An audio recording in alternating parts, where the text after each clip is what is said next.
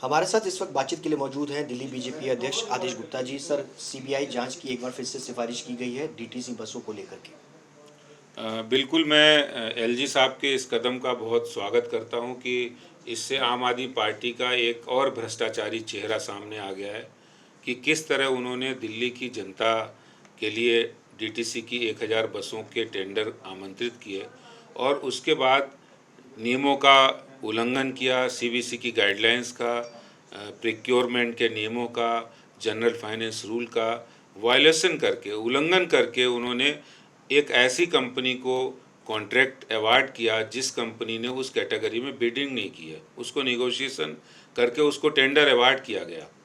और ये जो जांच हो रही है, इस जांच से सारी बातें स्पष्ट होंगी कि इसमें कितना बड़ा घोटाला हुआ था।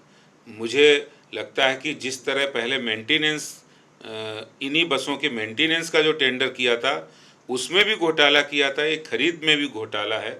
और दोनों ही घोटाले एक बहुत बड़े घोटाले जो हज़ारों करोड़ के आएंगे और जब जांच होगी तो सारी बातें स्पष्ट होंगी। दिल्ली में आम आदमी पार्टी सरकार एक तरह से दिल्ली के टैक्स पेयर के पैसे को उन्होंने मजाक बनाया है, लूटा है और मिसयूज़ किया है। जो अपराध उन्होंने किया है इसकी सज़ा उनको ज़रूर मिलनी चाहिए। आम आदमी पार्टी का कहना है कि गुजरात में उनका ग्राफ बढ़ रहा है और ऐसे में उनको दिल्ली में रोकने की कोशिश जो है वो इस तरीके के आरोप लगा करके की जा रही है। सीधे तौर पर ये भी सवाल उठ रहा है कि जो मामले सामने आ रहे हैं वो पूरी तरीके से बेबुनियाद हैं। चाहे सीबीआई की जांच हो रही हो, ईडी की जांच हो रही है, उसमें कुछ निकल नहीं रहा। देखिए, मैं आम आदमी पार्टी के नेताओं से, उनके मुख्यमंत्री, उप मुख्यमंत्री से कहना चाहता हूँ, पहली बात कि ना तो वो सीबीआई के प्रवक्ता हैं कि वो ये कह रहे कि जांच में कुछ नहीं मिल रहा, ना ही सीबीआई की तरफ से कोई स्टेटमेंट आया कि अभी जांच हुई कुछ नहीं मिला, ना ही उन्होंने कोई फाइनल रिपोर्ट जारी की। जो जांच चल रही है वो जांच चल रही है, जांच के बाद जब फाइनल रिपोर्ट आएगी वो सारी बातें हैं। लेकिन मैं उनसे पूछना चाहता हूं कि अगर तथ्य नहीं थे, अगर सबूत नहीं थे, तो सत्येंद्र जैन को आप 4 महीने जेल में बंद हैं, उनको छुड़ा क्यों नहीं लिया? आप तो कह रहे बहुत ही ईमानदार हैं, कोई गलत काम नहीं किया है। तो गलत काम नहीं किया तो जेल में क्यों बंद है? भारतीय जनता पार्टी ने तो उन्हें बंद नहीं कराया है, उन्हें कोई किसी जांच एजेंसी ने जांच ही तो की है। बंद तो कोर्ट के ऑर्डर से हुए हैं।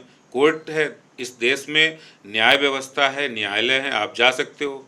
लेकिन सवाल है कि वो अगर उन्होंने सही किया हो तो जाएं, उन्होंने गलत काम किया है, गलत कारनामे किए हैं और जब वो सबूत के साथ पकड़े गए हैं तो वो अपने को बचने के लिए पॉलिटिकल स्टेटमेंट दे रहे हैं। लेकिन जनाब, ये पॉलिटिकल स्टेटमेंट देने का वक्त नहीं है। अपने सबूत जो आपके पकड़े गए हैं उसके खिलाफ आपके पास कुछ हो तो आप दीजिए, इधर उधर की बात मत करिए।